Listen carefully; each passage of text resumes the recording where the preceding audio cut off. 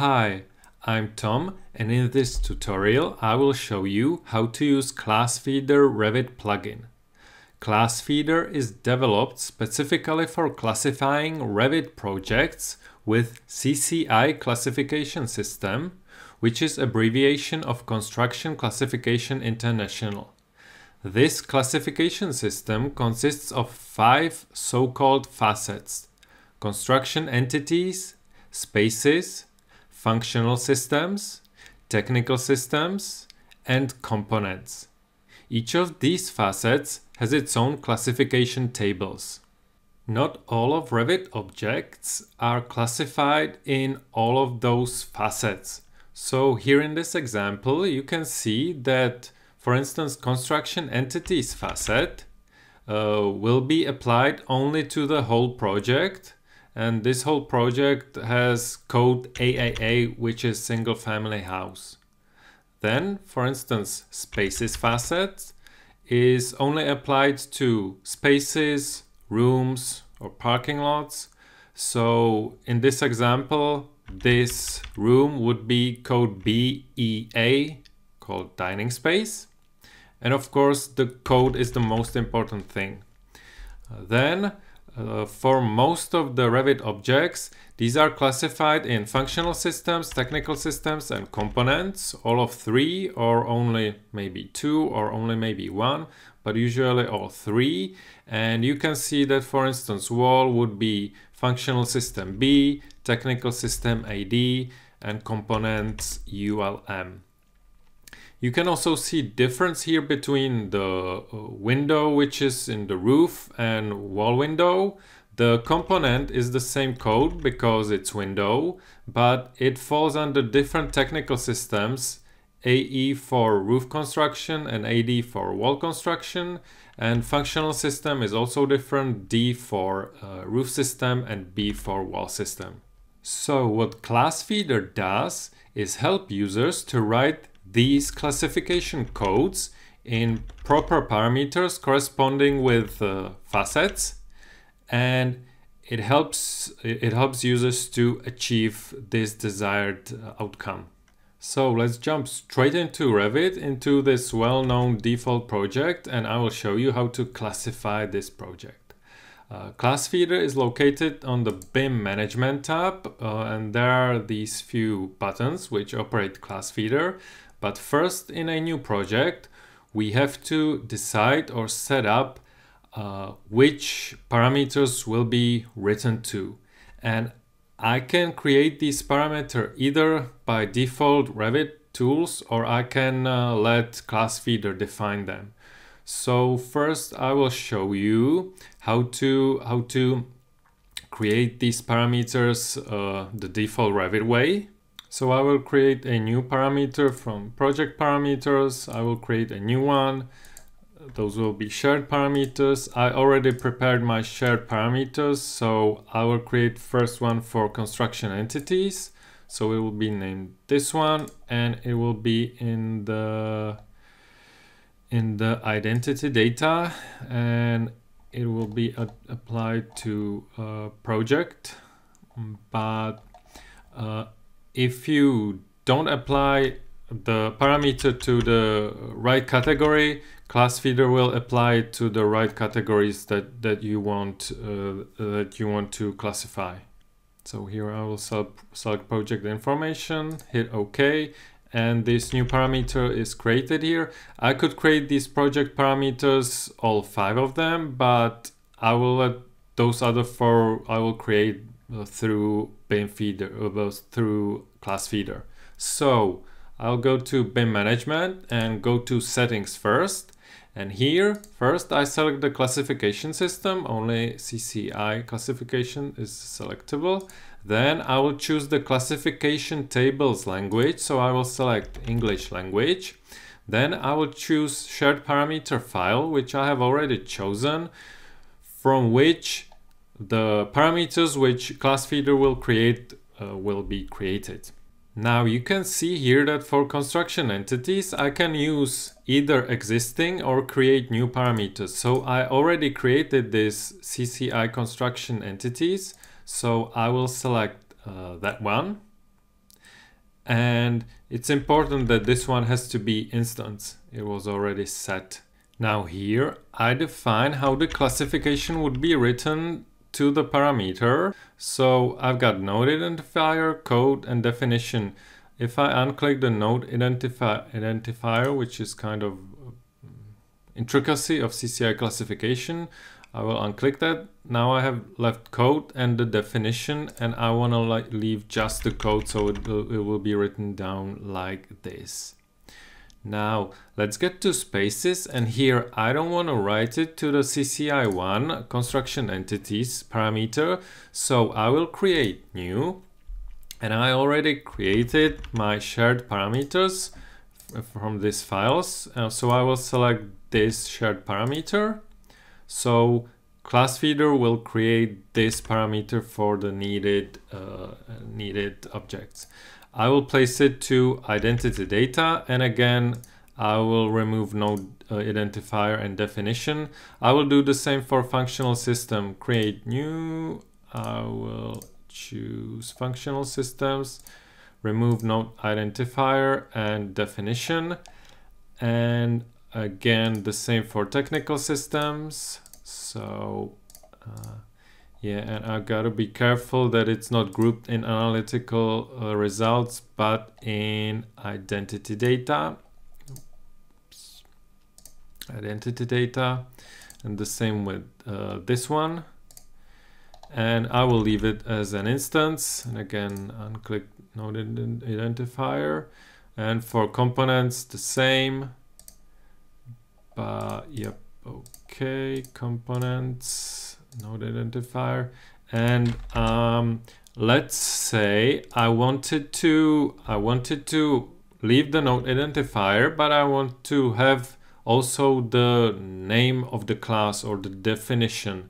So if I have it like this, there's a code, and then immediately after that is the name. If I want to have a space there, here on the suffix I will write or input space, and so then space will be input here just for the components facet.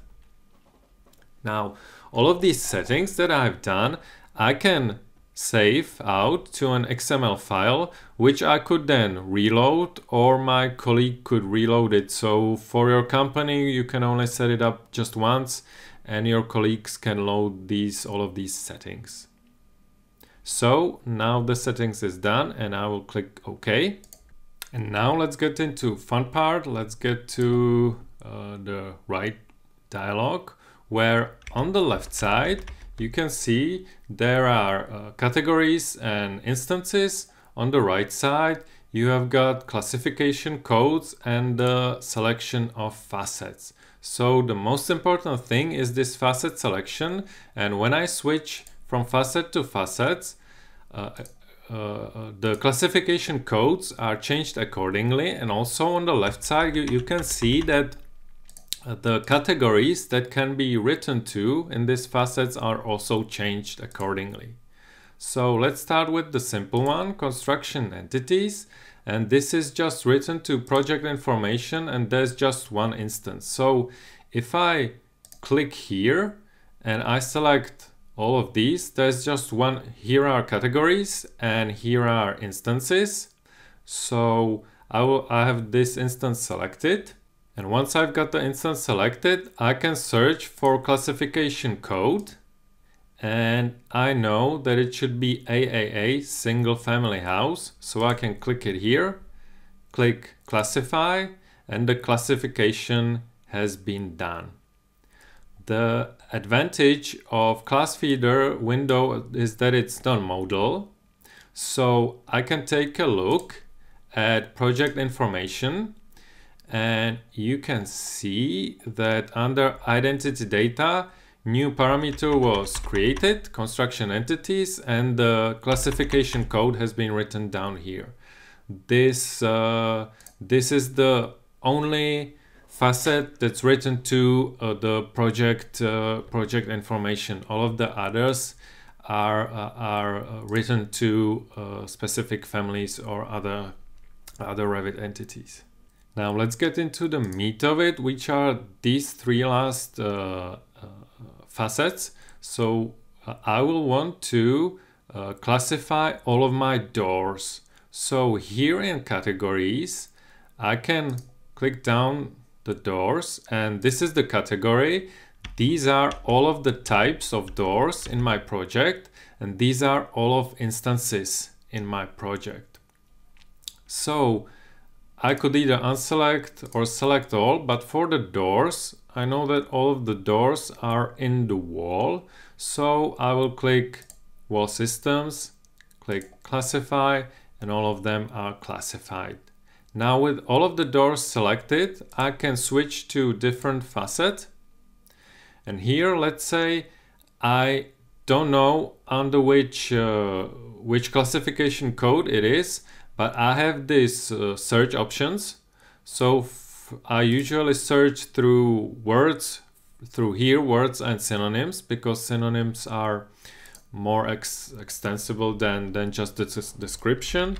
And if I write wall here, I have filtered all of the classification classes which contain wall, and I know that all of these doors are in as part of wall construction, so classification code AD. So I will classify them.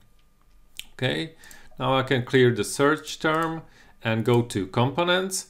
And again, in components there are many classification, there are many classes. So I will search for door, and here you can see there are several doors, but those like typical, typical doors that I use have the code QQC door, and I will classify them. So now let's take a look. Let's make this window smaller. Let's go to level 1 and let's select one of those doors. And you can see under identity data, I've got components parameter, and it's QQC door. This is the one that I have also the description. And here I've got only code for technical systems and functional systems. For all doors, it will be the same. Now let's do windows, which will be a bit more complicated because we've got these windows which are wall windows, and these windows which are in the roof. So on the components, I can select window and unclick all the doors, and let's select windows. And as you see, I've got two categories here, and these are the instances, but all of them are the QQA windows, so I can classify them. But when I go to technical systems, some of them are roof structure and roof construction, and some of them are wall construction or wall structure. So how do I differentiate them? We've got this little thing here, this magnifying glass. If I click it, Revit will zoom on that window, so I know that these two instances are these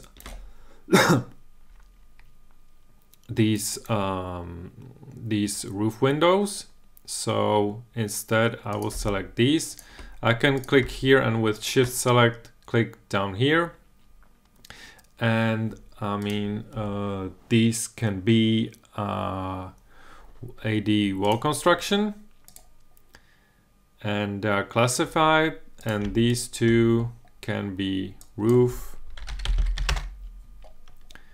construction, so they are classified like this. And I've got this still selected in Revit, and you can see that it's the correct code, roof construction. There's a difference between selecting objects here in the class feeder window, these will be classified, and these which I've got selected here will not be classified. So I will show you how to manually select these a bit later. So now let's move to functional system, and again I've got these two selected.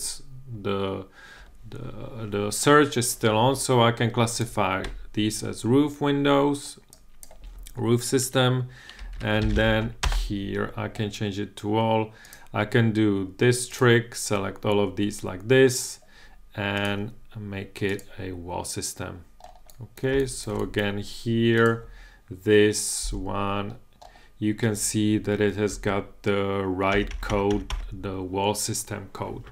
So let's take a look at how do I select objects from the model and how do I classify them.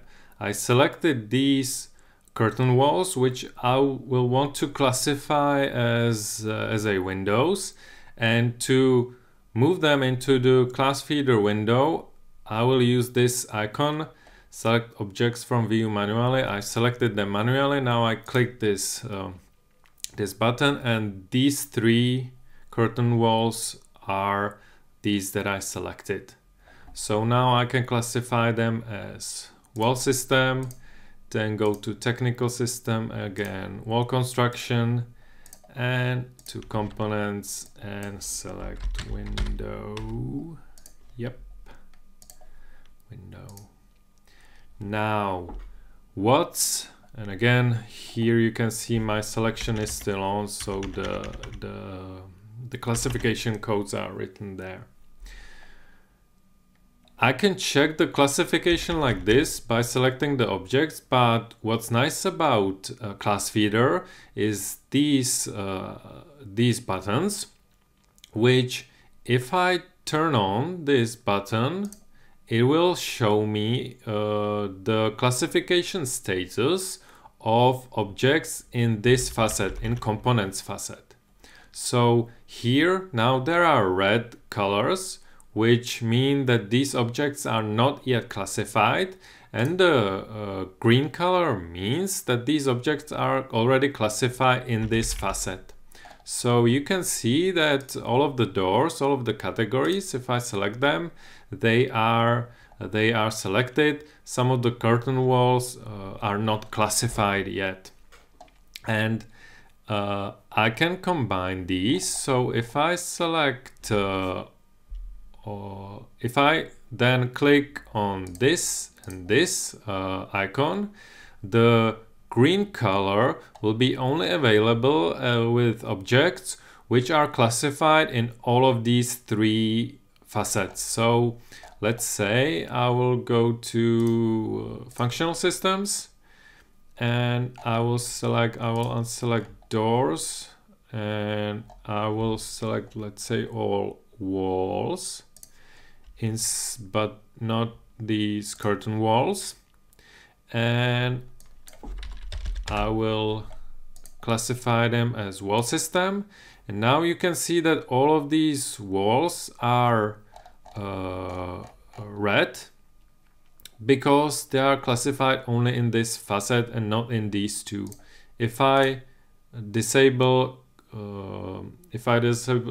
checking these two facets, these suddenly turn green. So this is a very nice feature. Now I see that these are classified, and what's more, I can deselect or classified objects.